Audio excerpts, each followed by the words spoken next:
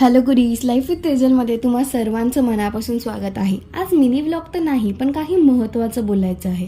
आम्ही आमच्या प्रोजेक्टच्या सर्वेसाठी Bombay institution for deaf and म्यूट्समध्ये व्हिजिट दिली to gain some information and knowledge about the students.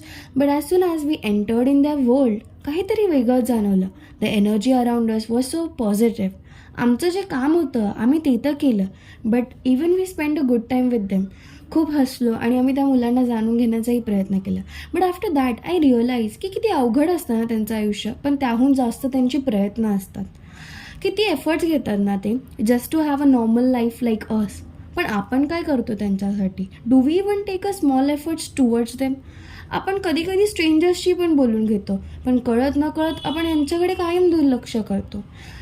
असं म्हणतात ना, आपण एकमेकांना समजून घेतलं पाहिजे. या वाक्याचा खरा अर्थ मला त्या दिवशी समजलं, ज्यावेळेस ते मुलं आमच्याशी संवाद साधण्याचा प्रयत्न करत होते, त्यांच्या भावनांनी, त्यांच्या हाताच्या हालचालीने आणि आमची ती धडपड त्यांना समजून घेण्याची. त्या क्षणी कधी कधी शब्दांपेक्षा भावना समजून घेणे हे जास्त महत्त्वाचं असतं.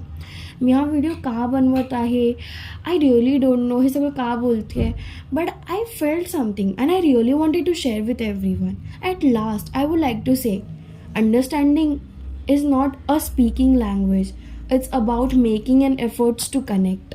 The motive of this video is like ki let's involve them in us, let's make an effort to connect with them. Thank you.